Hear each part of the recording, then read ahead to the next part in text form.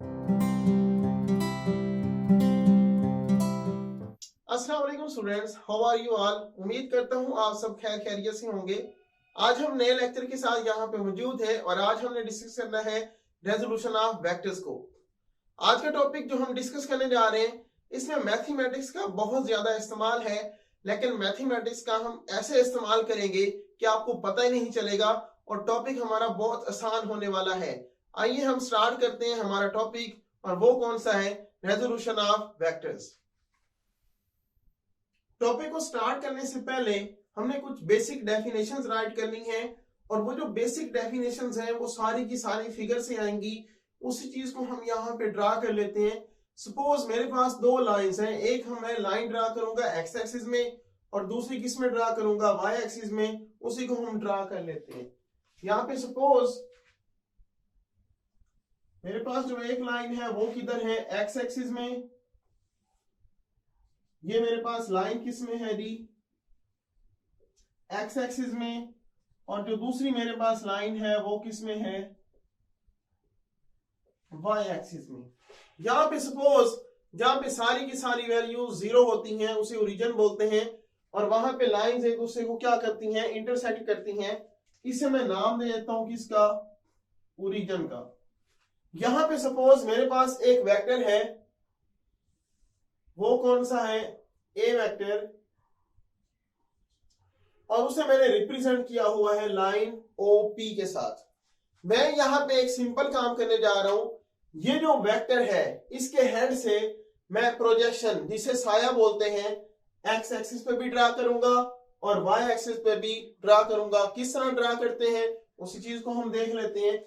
इसके हेड से मैंने प्रोजेक्शन ड्रा करना है कहां? एक्स एक्सिस पे, और साथ में मैंने प्रोजेक्शन ड्रा करना है किसके ऊपर? वाई एक्सिस के ऊपर। तो ये मैंने क्या ड्रा कर दिया है? प्रोजेक्शन। मैं पॉइंट्स को यहीं पे नाम भी दे देता हूं। ये सपोज मेरे पास पॉइंट कौन सा है? एम है, और ये मेरे पास पॉइंट कौन सा है? एन है। डायरेक्शन की बात करूं तो ये इसकी सपोज इस साइड पे डायरेक्शन है और इसकी इस साइड पे डायरेक्शन है। वन थिंग मोर, अगर मैं बात करूं एक्स एक्सिस में जो डायरेक्शन होती है उसके लिए हम यूनिट वेक्टर आइए इस्तेमाल करते हैं। वाई एक्सिस में डायरेक्शन के लिए हम यूनिट वेक्टर जे इस्तेमाल करते हैं। अगर मैं बात करूं वेक्टर मेरे पास कौन सा है? ए है, तो यहां पे मैं ए लिखूंगा ओनली, और साथ में एक्स डायरेक्शन में है तो यहां पे एक्स राइट कर दूंगा। सिमिलरली इधर मैं सिंपली क्या राइट करूंगा? ए, और इसके नीचे मैं क्या राइट कर सकता हूं? वाई। इनको हम क्या बोलते हैं? कंपोनेंट्स बोलते हैं। कंपोनेंट्स का मतलब होता है हिस्से। किसी भी वेक्टर के जो हिस्से होते हैं उसको हम क्या बोलते हैं? Components of a vector. One thing मोर, आप यहां पे देख सकते हैं एक्स एक्सिस में जो इफेक्टिव वैल्यू है वो कौन सी है? ए एक्स। सर्टेन डायरेक्शन में जो इफेक्टिव वैल्यू होती है किसी भी वेक्टर की उसका हम क्या बोलते हैं? कंपोनेंट बोलते हैं। तो एक्स एक्सिस में जो इफेक्टिव वैल्यू है वो कौन सी है? ए एक्स आई, और साथ में जो वाई एक्सिस में इफेक्टिव वैल्यू है वो कौन सी है? ए वाई जे। इन्हीं को हम क्या बोलते हैं? Components of a vector. तो सबसे पहले जो हम डेफिनेशन राइट करने जा रहे हैं वो किसकी है? कंपोनेंट्स ऑफ अ वेक्टर की। उसी को हम राइट कर लेते हैं। यहां पे हम राइट करेंगे द इफेक्टिव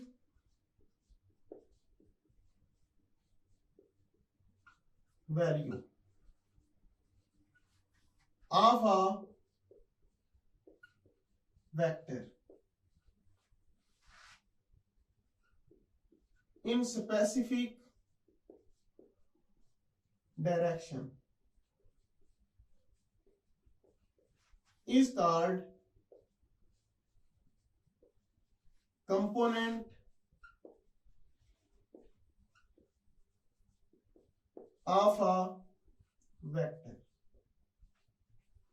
फर्दरमोर हम राइट कर सकते हैं द कंपोनेंट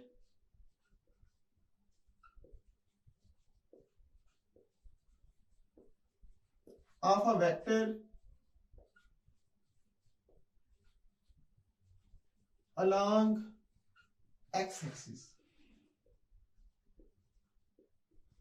एक्स एक्सिस में जो वेक्टर का कंपोनेंट होता है उसको हम क्या बोलते हैं, इज कॉल्ड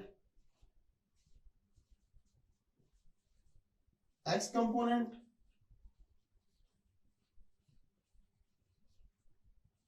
और इसका दूसरा नाम भी होता है, इसे हम हॉरिजॉन्टल कंपोनेंट का नाम भी दे सकते हैं। One thing more, Y axis में भी उसकी कोई इफेक्टिव वैल्यू मौजूद है। यहीं पे इसी डेफिनेशन में जहां पे हमने एक्स लिखा है, किसको रिप्लेस करेंगे, वाई को। डेफिनेशन राइट कर लेते हैं। The component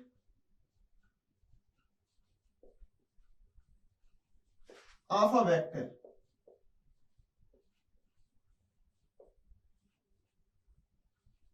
along y-axis is called y component,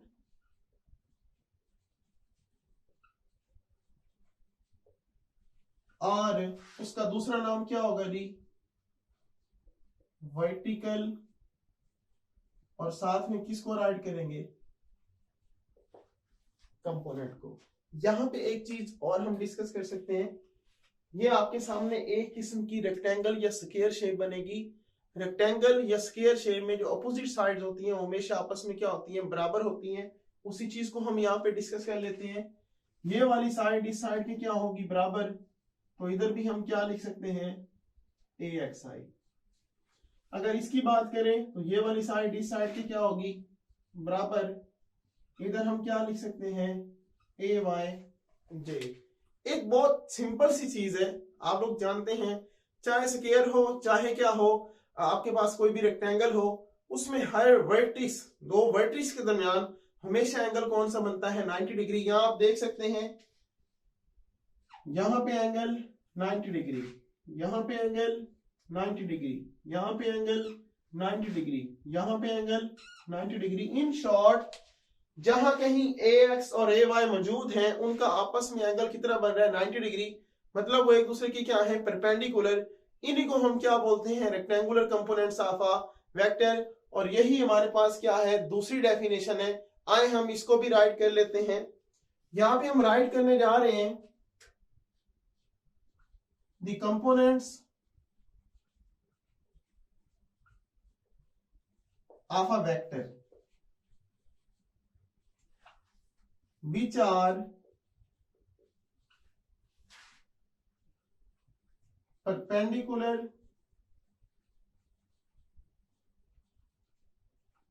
to each other, perpendicular to each other, उनको हम क्या बोलते हैं, rectangular components of a vector. और एक चीज रिमेंबर रखिएगा, अगर बात करें हम rectangular components of a vector के दरमियान एंगल की, तो वो हमेशा कौन सा बनता है, 90 degree. This is one of the most important MCQ जो आपसे डिस्कस किया जा सकता है। यहां पे हम डिस्कस कर चुके हैं कि कंपोनेंट्स ऑफ अ वेक्टर होते क्या हैं, और साथ में rectangular components of a vector क्या होते हैं। ये जो सारा काम हम करते हैं, किसी भी वेक्टर को उसके कंपोनेंट्स में तकसीम करने का, डिवाइड करने का, स्प्लिट करने का, ये सारा जो प्रोसेस होता है, इसको हम नाम देते हैं रेजोल्यूशन ऑफ वेक्टर्स। एक चीज यहां पे हम मिस कर गए हैं, एंगल हमेशा जो वेक्टर बनाता है वो पॉजिटिव एक्स एक्सिस के साथ बनाता है, और वो कौन सा बनेगा, थीटा। और यही किस चीज को इंडिकेट करता है, डायरेक्शन को। नेक्स्ट डेफिनेशन हम किसकी राइट कर लेते हैं, रेजोल्यूशन ऑफ वेक्टर्स की। आए उसे हम राइट कर लेते हैं। तो हम लिखेंगे the process of splitting a vector into its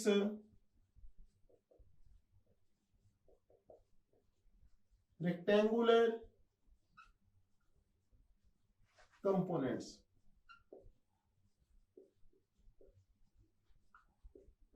उसको हम क्या बोलते हैं, रेजोल्यूशन ऑफ वेक्टर्स। एक बहुत इंपॉर्टेंट यहाँ पे एमसीक्यू राइट करने जा रहा हूं, उसी को हमने डिस्कस भी करना है। The reverse process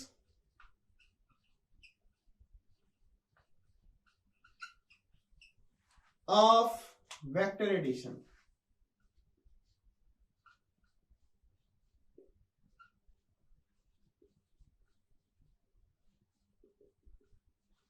is called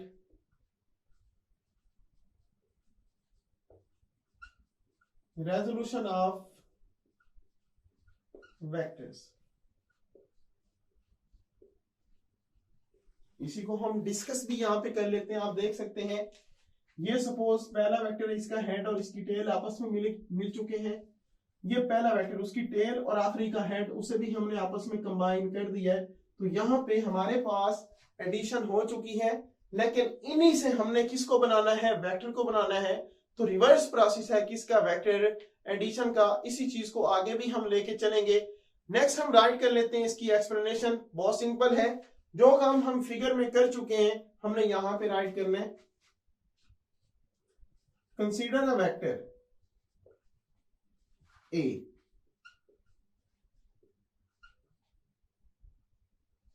is making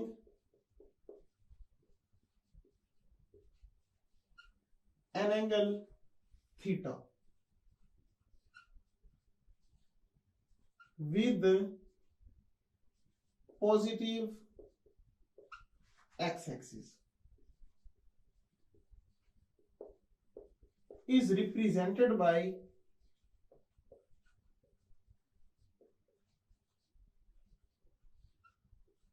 line OP। आप देख सकते हैं इस वेक्टर को जिस लाइन के साथ हमने रिप्रेजेंट किया हुआ है वो कौन सी है, OP है। हम लिखेंगे ड्रा प्रोजेक्शन, साया ड्रा करना है of vector A along x-axis and y-axis। तो उसी वेक्टर का हमने प्रोजेक्शन साया ड्रा किया है along x-axis, along y-axis, जो कि हम फिगर में ऑलरेडी डिस्कस कर चुके हैं। फिगर से देख के हम यहां पे राइट कर लेते हैं। फ्रॉम फिगर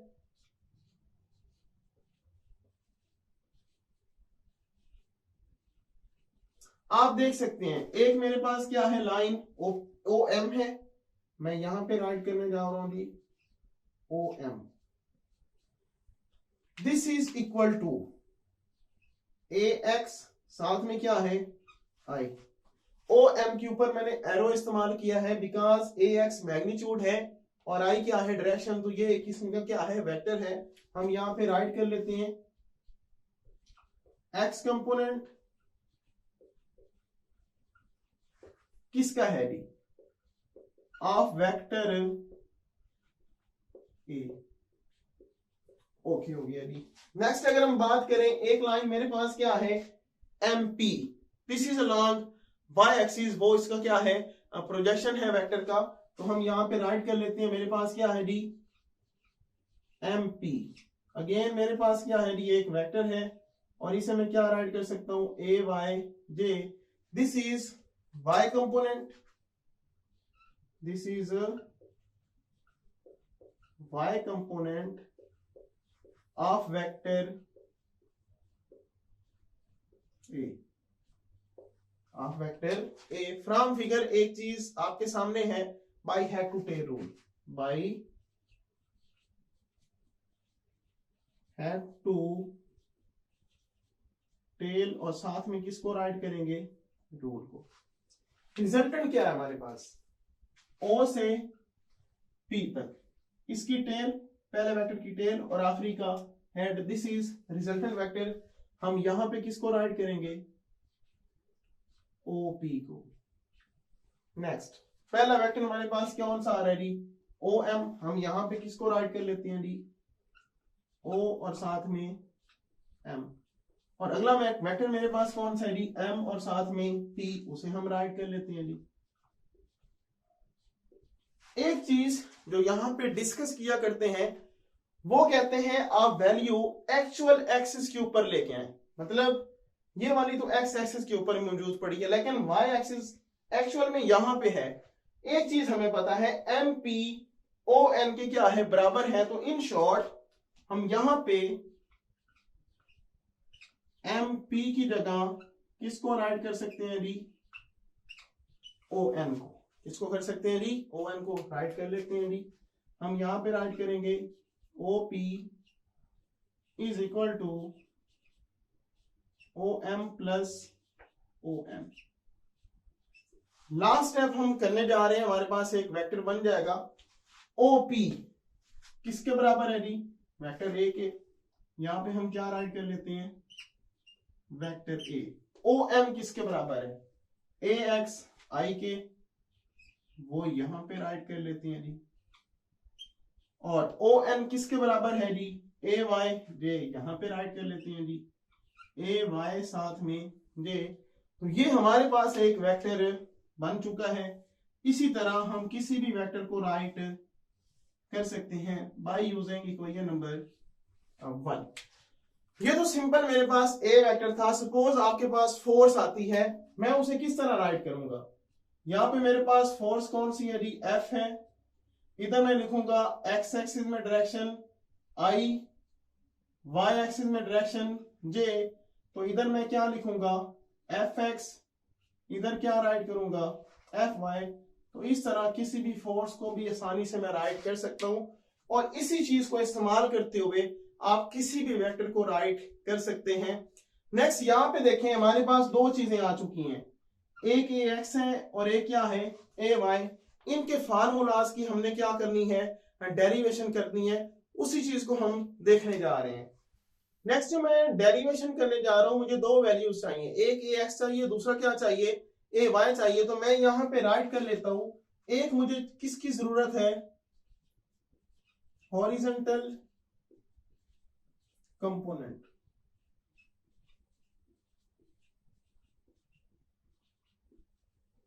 और दूसरी मुझे किसकी वैल्यू चाहिए, वर्टिकल। और साथ में किसको राइट करेंगे, कंपोनेंट को। अगर हॉरिजॉन्टल की बात करें तो उसे मैं क्या लिखता होता हूं, ए एक्स, और अगर वर्टिकल की बात करें तो उसे हम ए वाई राइट करते हैं। कीप इन माइंड यहां पे कोई भी डायरेक्शन नहीं है, तो हम दोनों की ओनली क्या फाइंड करने जा रहे हैं, मैग्नीट्यूड। अगर इस चीज को हमने डिस्कस करना है तो यहां पे हमें थोड़ा सा सहारा लेना पड़ेगा मैथमेटिक्स का। मैं आपको आसान वे में समझाने की कोशिश करता हूं, बहुत आसान है। आए उसी चीज को हम देख लेते हैं। सपोज मेरे पास एक क्या है, ट्राइंगल है, और यहां पे एंगल कौन सा है, थीटा। तो यहां पे एंगल कौन सा बन रहा है, 90 डिग्री। एंगल के सामने हमेशा परपेंडिकुलर होता है।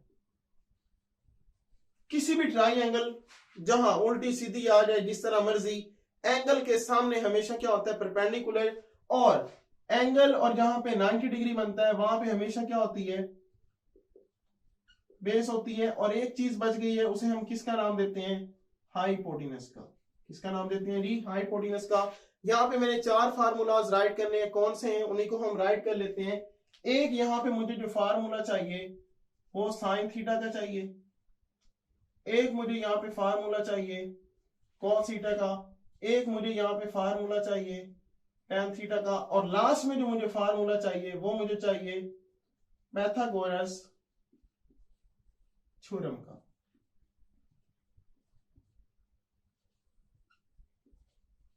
सबसे पहले हम पाइथागोरस थ्योरम को राइट कर लेते हैं। इसमें सिंपल होता है, जो हाइपोटेनस है उसका स्क्वायर किसके बराबर होगा जी,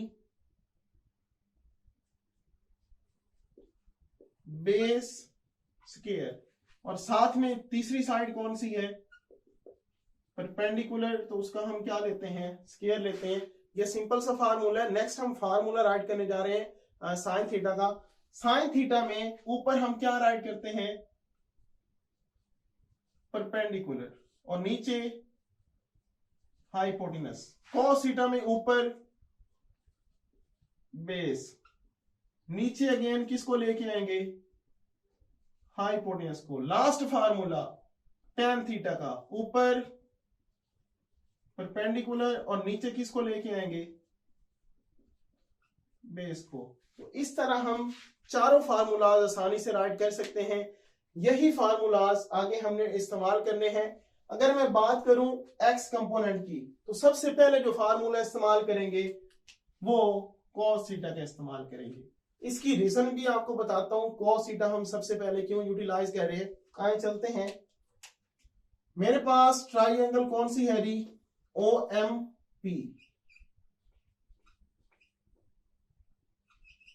इसमें हम किसको इस्तेमाल करेंगे, cos ऑफ थीटा को। cos थीटा आपके सामने है, वो किसके बराबर होता है री, बेस ओवर हाइपोटेनस को। एक चीज का ख्याल कीजिएगा, यहां पे ओनली हम मैग्नीट्यूड्स को राइट करने जा रहे हैं, तो हम राइट कर लेते हैं cos ऑफ थीटा। बेस हमारे पास क्या है, OM, तो यहां पे हम क्या राइट करेंगे, OM, दिस इज बेस। अगर हम बात करें हाइपोटेनस की, ये आपके पास लाइन है, ये क्या है, OP, तो उसे हम राइट कर लेते हैं। इनकी वैल्यूज को पुट करते हैं, तो cos of theta, OM magnitude right करें तो AX। I को हमें लिखने की यहां पे जरूरत नहीं है, और इसकी मैग्नीट्यूड को क्या लिखेंगे, A। अगर हमने AX फाइंड करना है तो A उधर जाके cos थीटा से क्या हो जाएगा, मल्टीप्लाई, तो AX किसके बराबर आएगा जी, A cos ऑफ थीटा के।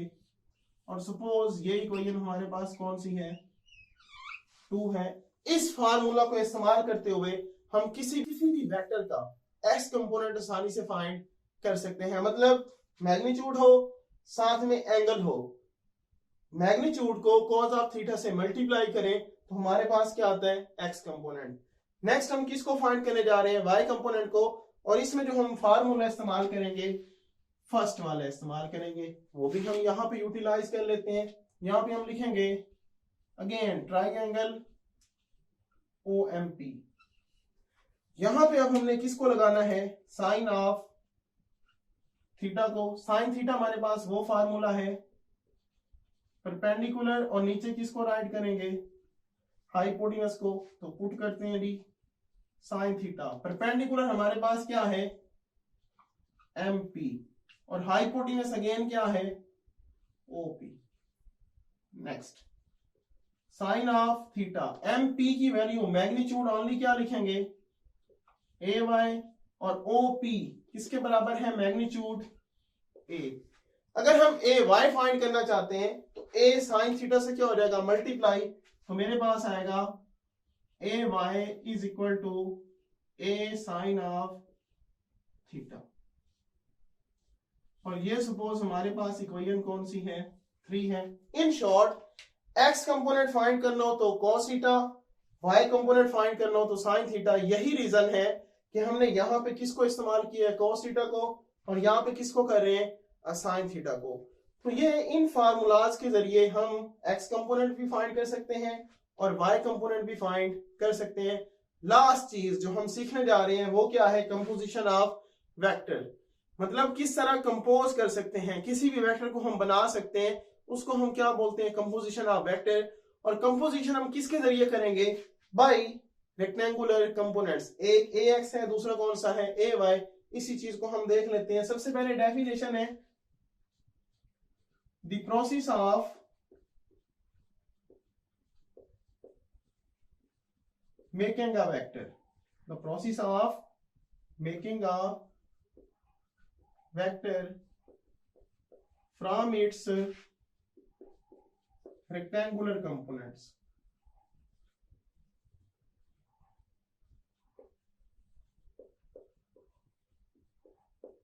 उसको हम किसका नाम देते हैं, कंपोजिशन ऑफ अ वेक्टर।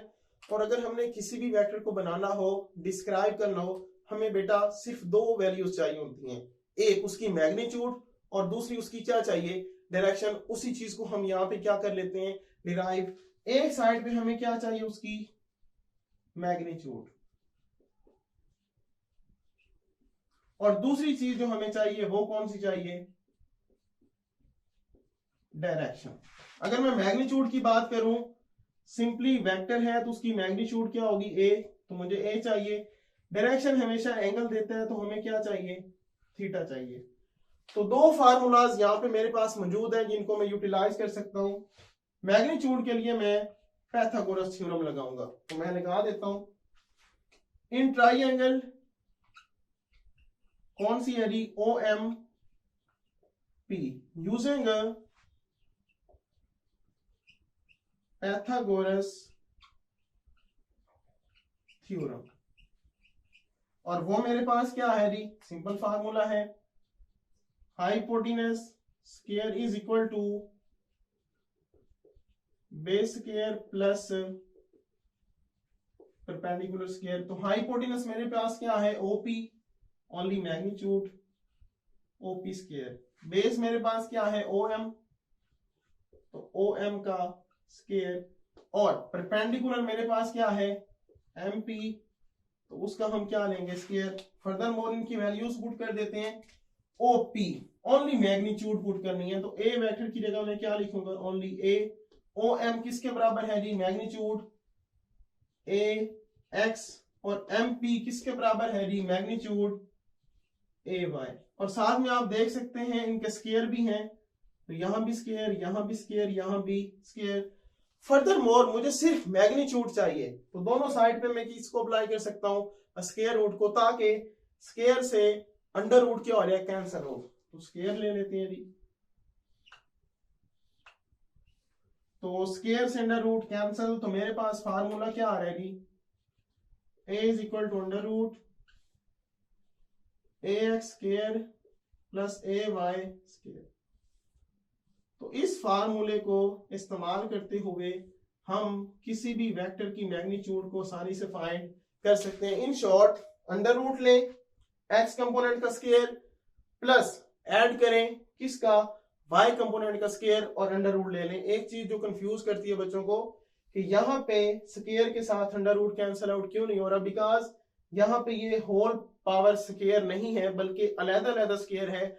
हम स्क्वायर के साथ अंडर रूट को कैंसिल आउट नहीं कर सकते।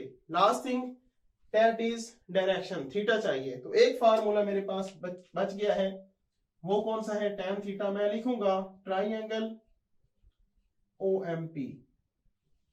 यहां पे मैं किसको यूटिलाइज कर सकता हूं, tan थीटा को। वो किसके बराबर है जी,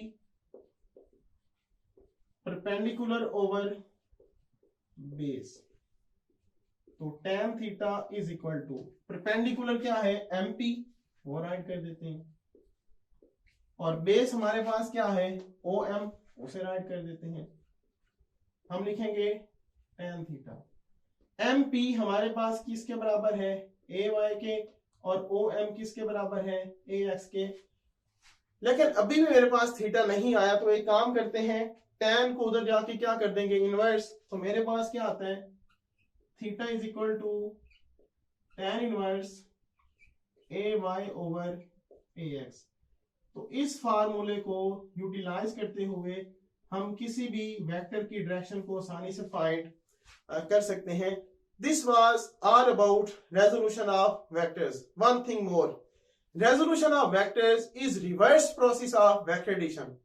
उसमें हमारे पास वेक्टर बन चुका होता है, हमारे पास वेक्टर होता है, लेकिन इसमें हम एडिशन हो चुकी होती है और हम मैग्नीट्यूड और साथ में किसको फाइंड करते हैं, डायरेक्शन को। तो keep remember that resolution of vectors is reverse process of addition of vectors. One of the most important MCQ है ये था हमारा आज का लेक्चर, जिसमें हमने इन डिटेल डिस्कस किया है रेजोल्यूशन ऑफ वेक्टर्स को। वैसे ये टॉपिक बहुत कॉम्प्लिकेटेड है, लेकिन हमने इसे बहुत इजीएस्ट वे में डिस्कस करने की ट्राई की है। अगर आपको कोई मसला होता है, आप कमेंट सेक्शन में मुझसे डिस्कस कर सकते हैं। मिलते हैं नेक्स्ट लेक्चर में, अपना ख्याल रखिएगा। अल्लाह हाफिज।